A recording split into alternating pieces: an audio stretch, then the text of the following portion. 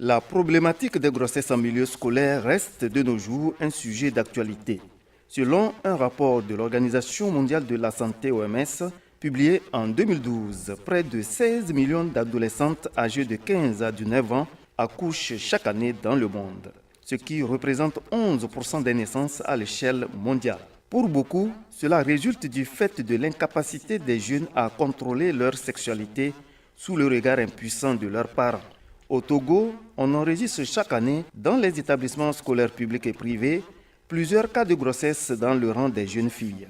C'est dire que le phénomène des grossesses en milieu scolaire prend des proportions inquiétantes. Un rapport accablant publié le 26 octobre 2012 révèle que 5 343 cas de grossesse ont été enregistrés entre 2009 et 2012 sur toute l'étendue du territoire national.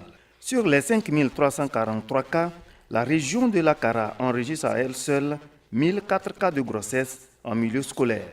Notre enquête s'est focalisée sur la préfecture de la Kosa, où il y a toute une panoplie d'établissements scolaires modernes et techniques, publics et privés, des universités publiques et privées et des centres de formation. Mais nous nous sommes intéressés aux écoles d'enseignement moderne de la préfecture.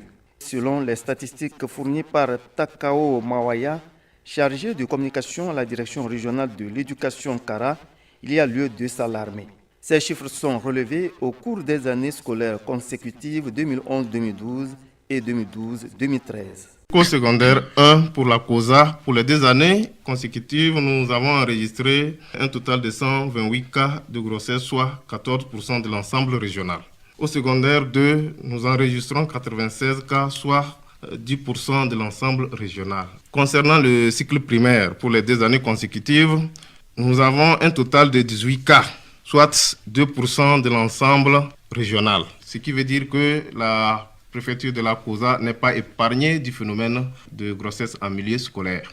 Les auteurs de ces grossesses non désirées sont, entre autres, des enseignants, des élèves, mais aussi des individus externes, c'est-à-dire un parent au village, souvent âgé, qui demande la main de la jeune fille pour la prendre en mariage. Ce phénomène n'épargne pas les enfants. De petites filles du cours primaire, dont l'âge est compris entre 8 et 12 ans, sont aussi victimes de grossesse, comme le témoigne la directrice de l'école primaire publique Kara Centrale, Tchandikou Akwavi. Comment comprendre qu'au cours primaire, une fille peut tomber en grossesse? C'est tout un problème pour nous tous. J'étais dans une autre école quand c'était 2 enfants d'une classe de CM2 qui se sont engrossés. La fille est au CM2? La fille au C2. Au C2? C2. Le garçon dans la même classe. Ils avaient quel âge à peu 9 près? ans. Est-ce que les analyses médicales ont prouvé que c'est effectivement le garçon qui est géniteur? Bon, on ne sait pas, sinon la fille a doigté le garçon. Et les autres, bon, ils n'ont fait que approuver. Malheureusement, l'enfant n'a pas survécu. L'enfant est mort après 2 ou 3 jours. Qu'est-ce qui peut expliquer ce phénomène dans les établissements scolaires? Diverses causes sont mises en avant. Assere Esodina, proviseur du lycée Lamakweda, évoque le manque de communication et d'éducation sexuelle. Il y a le manque de dialogue entre les parents et les enfants. Il y a aussi le manque de confiance. Dès la tendre enfance, je pense que les parents devraient instaurer un climat de confiance entre les enfants et les... Et donc, lorsqu'il y a confiance, votre fille qui sort, tout ce qu'elle rencontre, elle revient, elle vous raconte tout. Et cela vous permet de lui dire ce qu'il faut faire. Et aussi, il y a la cupidité de certains parents qui envoient même leur enfant, va, tu cherches, tu ramènes. Où est-ce que l'enfant va trouver pour venir vous donner? Par exemple, des gens qui ont les grands moyens peuvent trouver une adolescente naïve, ils l'invitent. Et donc la petite, comme elle n'a pas de moyens, si on lui propose des moyens et ayant une conscience fragile, elle peut accepter. Si l'enfant est bien encadré à la maison, elle refuse. Elle dit non, parce que mes parents ne seront pas d'accord. Quand on parle de ISV, VIH, SIDA, quand on prend les jeunes et on leur donne la formation, ce n'est pas suffisant. On leur dit l'abstinence ou bien préservatif. Mais combien d'adolescents peuvent négocier le port du préservatif? C'est ça aussi un danger. Le point clé, c'est l'instruction des parents. Si les parents sont informés, je pense qu'on peut éviter beaucoup de choses. Parmi les multiples causes, Kejiri Asango, président de la Fédération des associations des parents d'élèves, Fasparel Koza, pointe du doigt la pauvreté. La pauvreté est un facteur très important parce que Lorsque vous avez dit à votre enfant ceci, il faut faire cela, il faut faire cela. Mais l'enfant sort, voit ses camarades, comment sont habillés les camarades. Elle veut faire tout pour être comme elle. Et donc, celui qui lui propose quelque chose, elle est obligée de se soumettre. De son côté, le directeur régional de l'éducation Kara, Nyonage Kodjo, pense que les adolescents subissent les effets pervers des programmes des médias. Il y a aussi la naïveté de certains parents et surtout des mamans en ce qui concerne les médias.